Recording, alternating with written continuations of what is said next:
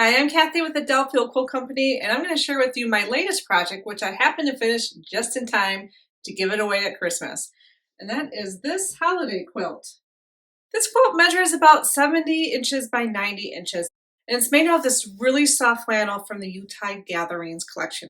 This is also a project that works really well with fat quarters.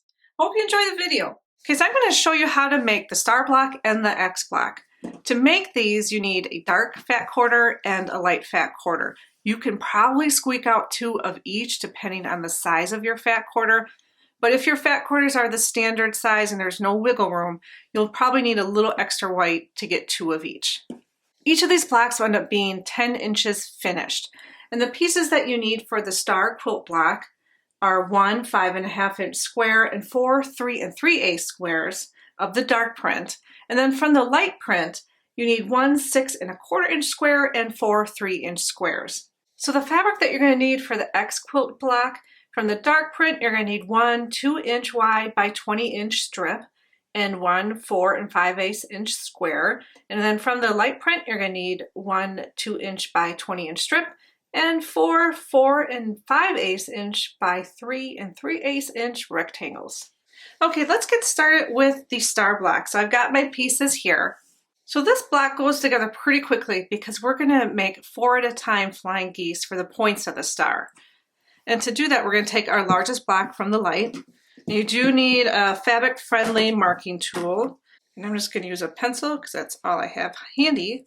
And you're going to draw a diagonal line right down the diagonal center of the square. And then we're going to take our green squares that are 3 3/8 inches. And we're going to, on the wrong side of the fabric, just mark another diagonal line down the center of each of those.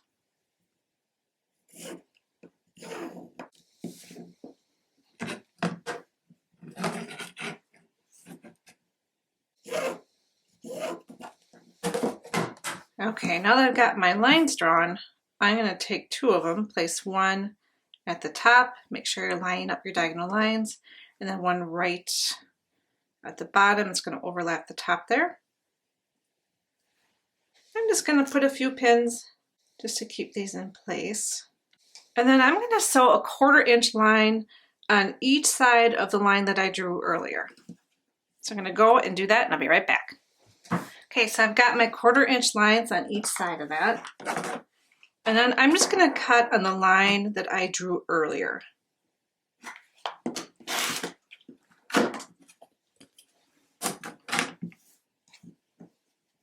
Okay, now we're going to just press these open. And I'm going to just press the seams towards the smaller triangle. And then I'm going to do the same with the other one. So now that I've got these pressed, I'm going to take the other squares and I'm just going to line up the corner here with the corner of the light fabric. And again, we have our diagonal line going down the center here. And I'm just going to pin that in place.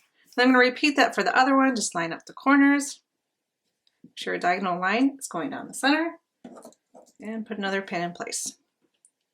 Now, just like before, I'm going to do a 1/4 inch sewing line on each side of the line that I drew earlier.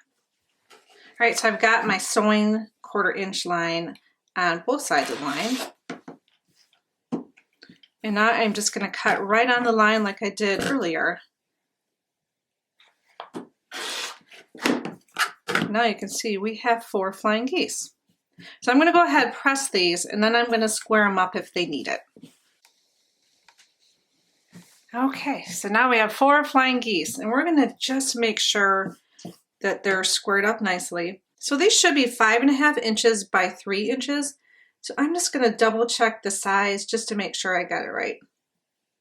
What's nice about this method of making flying geese is there is very little waste and it goes pretty fast.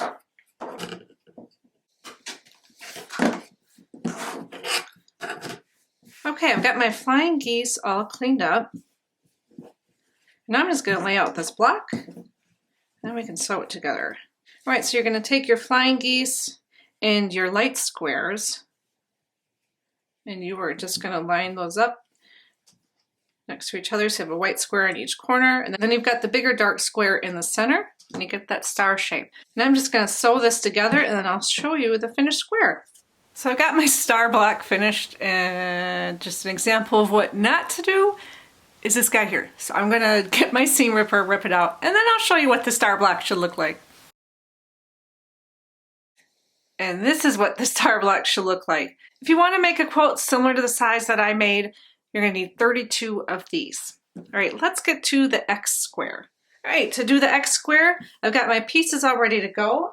From my dark fabric, I got my 4 and 5 inch square, and I've got my 2 inch wide by 20 inch strip, and then from the light, I got the 2 inch wide by 20 inch strip, as well as my 4 rectangles, which are 4 5/8 inch by 3 3/8 inch. So the first step of this X block is to sew these 2 strips together, and I'm going to do that using a 1/4 inch seam allowance. All right, I've got my strips sewn together, and I'm going to actually just press the seam open. Sometimes I go back and forth between pressing them open or pressing them to one side, but I'm going to be cutting this up into small sections, and I just find it a little easier to have the seam open on these small sections. Okay, once you have it pressed open, then we're going to cut this down into 2 inch sections.